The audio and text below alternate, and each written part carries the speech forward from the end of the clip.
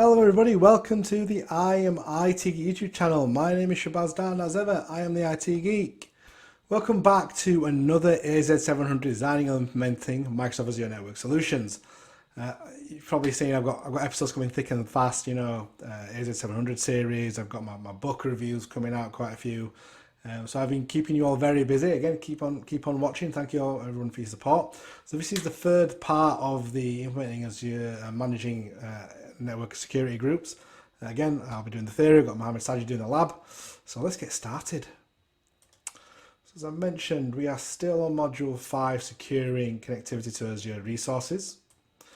And we are on part 3 of the implement and managing network security groups topic. So first we're going to talk about interpreting NSG flow logs. We're going to talk about validating NSG flow logs. And finish off by talking about configuring an NSG to remote server administration, specifically Bastion hosts. And then Mohammed Sajid is going to do verifying IP flow demo for us. So let's talk about interpreting NSG flow logs first of all. So NSG flow logs are stored in a storage account in block blobs. Block blobs are made up of smaller blocks. Each log is a separate block blob that is generated every hour. So I mentioned new logs are generated every hour. The logs are updated with new entries every few minutes with the latest data. It's recommended to use PowerShell module to interact with the logs. That's probably the most efficient way to do it. And when you read it, you're reading what's called $blocklist variable to retrieve that data. So we'll talk about validating NSG flow rules. This is a bit of a difficult topic to talk about. So when we're talking about validating NSG flow rules, we really need to discuss the type of scenarios in which the NSG flow rules are used. So some common use cases are network monitoring, which is identifying unknown or undesired traffic, monitoring traffic levels and bandwidth consumption, filter flow logs. You can filter them by IP or port to understand application behavior, and export flow logs to analytics and visualization tools to set up dashboards. For usage and monitoring optimization, so identify the top talkers in your network, combine the sort of geo IP data to identify cross-region traffic, understand sort of traffic growth for capacity forecasting, and also you can use it to use data to remove over restrictive traffic rules. Another scenario is for compliance, so using data flow to verify sort of network isolation and compliance with enterprise access rules. And finally, for sort of network for forensic and security analysis, so analyze network flows for sort of compromised IPs and network interfaces. Then you can export those flow log rules to any sort of SIAM tool of your choice. Let's talk about configuring NSGs for remote server administration, specifically Azure Bastion.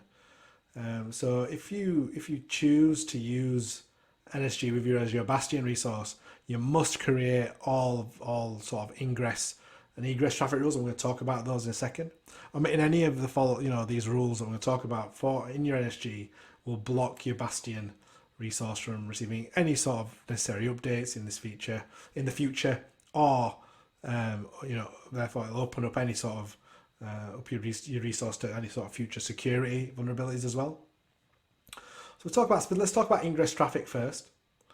So ingress traffic from the public internet. So the Azure Bastion will create a public IP that needs port 443 enabled on that public IP for ingress traffic.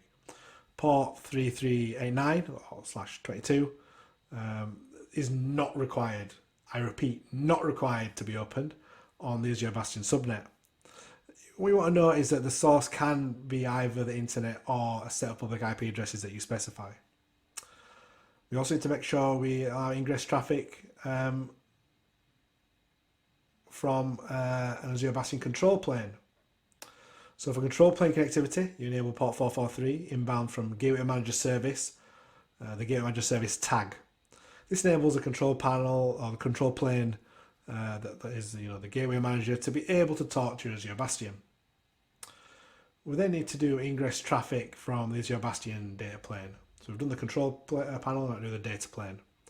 For data plane communication between the underlying components of Azure Bastion, you need to enable ports 8080 and 5701 inbound from your virtual network service tag to the virtual network service tag. This enables the components of Azure Bastion to talk to each other. And the final ingress traffic rule is traffic from the Azure load balancer. So this is for health probes. Enable that port 443 inbound from the Azure load balancer service tag. This enables the load balancer to detect any connectivity. So we want to configure egress traffic as well. So specifically, we start off with egress traffic to VMs.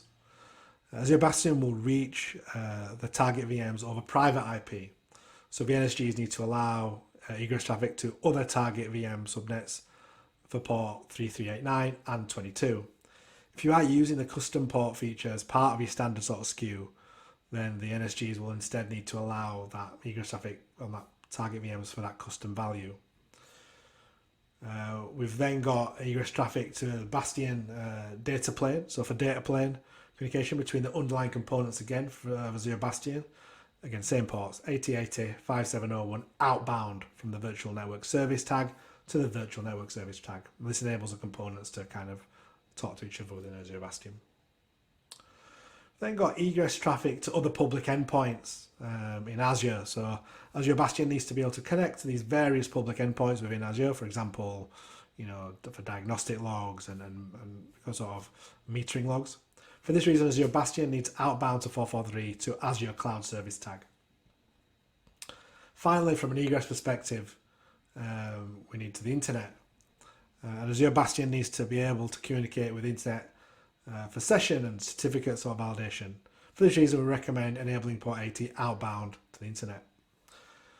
One more, which is neither, is an ingress one that we forgot about, but this is specific ingress traffic to the target VM from the Azure Bastion as well. So that's another one you need to know. So it is now time for me to hand over to Mohammed Sajid. And again, I think this is the final lab of this topic, and it's going to be around verifying IP flow. So over to you, Saj. Thank you, Shabazz. Hi, everyone. So in this demo, we're going to take a look at IP flow verify. So in the previous one, we created some NSGs, we created some rules. And to verify some of those rules, you need to navigate to Network Watcher. But before we do the demo, we're going to quickly look at what we have in place at this moment in time. So if you're following along the series, we've created some virtual machines in different VNets, different subnets. So this is in, once it loads up, VNet 02, and it's got an IP address of 10.2.0.4. We've given all our machines public IP addresses for testing purposes. You don't really want to do this in live. You put something else in front of it. And demo 01 and demo 02 are in VNet 01.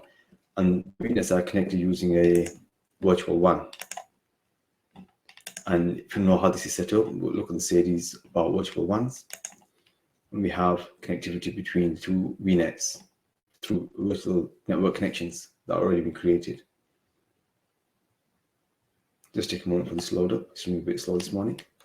And we have the two connections here. So these machines can communicate with each other across the VNets. Now, why that's important is because you have a rule here. If you go to your virtual machines, and you go to networking, you have predefined rules. These three down here: allow VNet inbound, allow VNet outbound.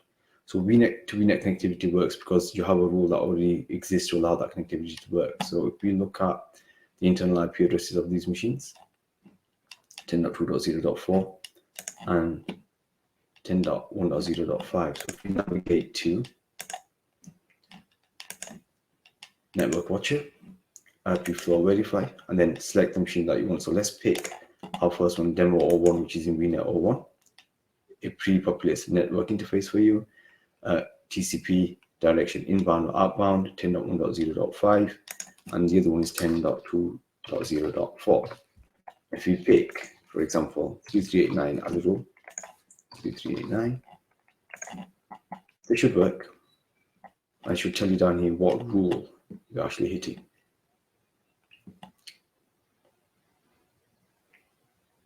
So I'll take a moment, access allowed. security rule RDP. RDP. So that's the rule that you're hitting. So if we pick, so we've got RDP, we've got HTTP, HTTPS. If we pick, say, port 25, SSH 25, and we check this out, run the check again. Once it's completely verified, it'll give the same information and tells which rule we are hitting as part of this check. So here it says security rule, allow VNet inbound. So you're now hitting this rule here, allow VNet inbound, because we haven't specified a rule for 25. If we take the public IP address of the motive, we have 25 configured here. We could delete this, just prove the point. So we delete that rule. We didn't hit the allow any SMTP inbound anyway. We hit the allow VNet inbound, we'll just delete that anyway. Done. We run that, it'll still be allowed because of internal IP address across the VNet peering link that exists as part of the virtual WAN configuration. So we're going from 10. Local IP address of 10.1.0.5, remote IP address of 10.2.0.4. So if we went to 10.2.0.4, which is this machine here, 10.2.0.4, if we take its public IP address, going from internal to this public interface, and we went 3389, 3389. Let's see if this works.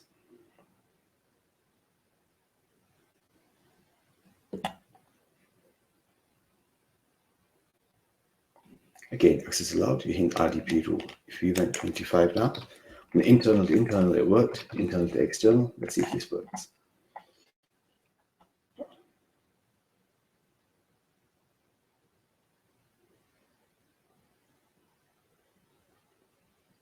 Denied.